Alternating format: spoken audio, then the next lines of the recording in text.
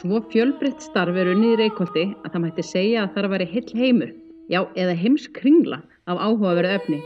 Tignarleg kirkjan, Snorrastofan, sýningar, fyrirlestrar, gjafavöruverslun, að óglemdri tónlistinni allri, já og auðvitað fólkinu að baki þessu öllu. Dagný, þú ert hérna yfir allt kring á Reykholti. Ég ætla ekki að segja að það verið alveg frá byrjun. Þetta orðin ansi langur tími, sko, því verið hugmyndir að þessari byggingu, sko, rætt fyrst heima í stofunni hjá mér. Já. Og manninn minn sem heitir Geir og prestur hérna. Þannig að þetta orðin 40 ár. Ákvörðun var tekin svona 83 ef ég mann rétt. En verkið hófst einmitt fyrir 30 árum. Þá kom Pétur Sigurgeirsson, herra Pétur Sigurgeirsson og tók pálstunguna að þessari byggingu. Já. Og það var yndislegt þegar hann kom síðar. Gamli maðurinn orðinn þá fársjúkur og hjálpa Pálnum sem hérna niður í Finnstofu og sagði það merkilegt að þessi veika hönd hafi hafið þetta mikla verk. Það var dásamlegt að það skyldi komast aftur, það sagði Pétur. En við sem sagt, það er ákveðið þarna í byrjun 9. áratugurins að fara út í að reisa kirkju. Gamla kirkjan var í mjög lélegu ástandi og við vildum bara hugsa til framtíðar. Gera mögulegt að kynna sögu Snorra og sögu staðarins. Snorri er mestur Íslendinga vegna bókanna sinna, við þurfum ekki að fara yfir það. Við erum með sýningu hérna niðri í Safnasalnum, ítarlega fína sýningu sem að skrifið var Óskar Guðmundssoni og þar má fá ýmsar upplýsingar hann. En við erum í kirkjunni sem að var svo við byrjum sérst 88 fyrir 30 árum og kirkjan er svo við 10 árum seinna? Nei, hún er við 28. júlí 1996. Vissuð þið höfðu alltaf svo mikla trú á þessu. Þið vissuð að Snorri sagan er það merkileg að þið munuð fá fólk til að koma. Já, það var setið við eldhúsborðið, það var setið í stofunni og þá voru fundir og alls konar. Við Geir komum hérna 78 og við þekkjum það að Snorri er stór. En það var lítið gert með hann hérna á þessum stað, þar sem hann var frá 1206 til 1241. Og við vildum bara reyna að koma upp þeirra aðstöðu að hægt vera að miðla þessari sögu, þessari miklu sögu. Og þarna sóknarnefndin, þetta er bara allir aðilar sem að koma að þessu, kirkjuaðilar, ákveða að byggja og við ætluðum að byggja stórt. Við draumurum var að fá kirkju með fallegan hljómburð. Og það er ekki sjálfsagt, það er lotteri með hljómburðinn og það tókst alveg að heyra kóra sem syngja a cappella eins og skólakantórum, kórumenntaskólans við Hamralið sem var hérna fyrir nokkrum dögum eða kórneinar Þorgerðar og fleiri dásendar kóra. Það er bara að það bara klípa sig. Hérna eru teknar upp geisladiskar og alls konar í kirkjunni sjálfri.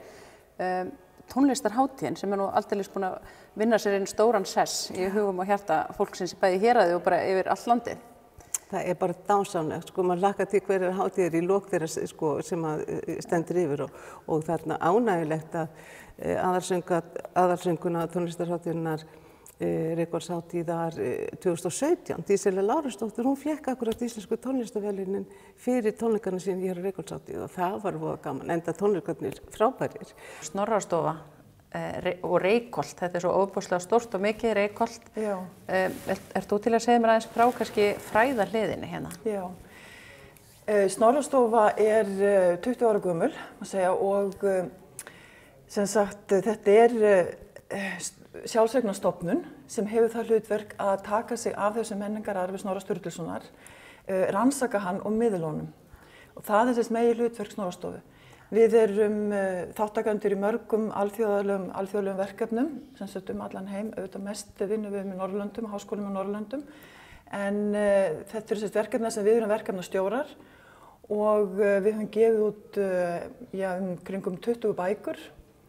Og bara í síðasta mánuði þá gáfum við út 3 bækur og þetta er auðvitað, þessar bækur eru afrakstur vinnu sem er búin að taka kannski 10 ár. Við erum með í Snorrastofu bókasafn, bæði bókasafn sem er ætlað fyrir fólk sem býr hér á staðnum en líka sérstakt bókasafn sem er aðeins ætlað fyrir fræðimenn. Við höfum til dæmis mikið safn af ýmsum útgáfum af heimskringlum og eddum á mörgum mismunandi tungumálum. Og fræðimenn sem eru hér hjá okkar fræðimanna íbúðum að þeir hafa þá aðgang að þessu miklu bókasafni sem að skiptir gífurlega miklu máli og gerir okkar fræðimanna íbúð okkar aðstöðu öðruvísi annarri aðstöðu sem er til reiðu fyrir fræðimenn.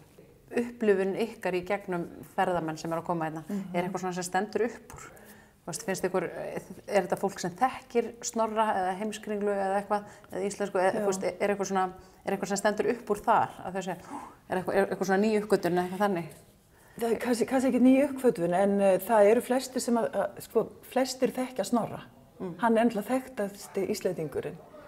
Og stundum finnst mér margir útlendingar þekkja Snorra betur heldur en Íslendingar. Og auðvitað Skandinavar þekkja hann gífurlega vel og þá þyrstir ég að fá að vita meira. Amerikanar líka, margir Amerikanar sem eiga rætur jafnvel til Íslands eða til Norðurlandana og langar að vita meira þennan menningararf og vita jafnvel heilmikið. Og Þjóðverjar, þetta eru svona þær þjóðir sem mér finnst stundum vita meira en Íslendingar. Já, það svolítið forvitnilegt. En Íslendingar eru auðvitað, eins og segir, hjartanlega velkomnir hingað, bæði bara stakir og hópar. Heldur betur og það er alltaf mikið ánægja að fá að taka á móti Íslendingum og íslenskum hópum. Og við náttúrulega við tökum ekki eins á móti neinum hóp, það er alltaf aðlagað að hver hópurinn er. Ef að hópurinn þekkir mikið vel til sögunum, þá erum við að segja frá okkur öðru. Þá erum við að segja frá byggingunni, kirkjunni og staðnum. Fókusin er aldrei svo sami. Það er ekki sami fókus hvort þú ert að tala við eldri borgara frá Bandaríkjunum eða 16 ára unglinga frá Bandaríkjunum. Þá kannski byrja maður á því að spila fyrir þau bara eitthvað heavy rock, og benda þeim á að skálmöld til dæmis, myndband á skálmöld og benda þeim á tenginguna við edduna. Í myndbandinu. Og þá, það þarf alltaf eitthvað til að kveikja áhuga og áhugin er ekki sami eftir hvað hóp þú ert að tala við, hvað þjóðerni og hvað aldur. Þannig að þetta er óbúslega persónuleg þjónusta sem þið eru að veita. Það er það sem er alveg hér, alfa og omega, það er persónuleg þjónusta.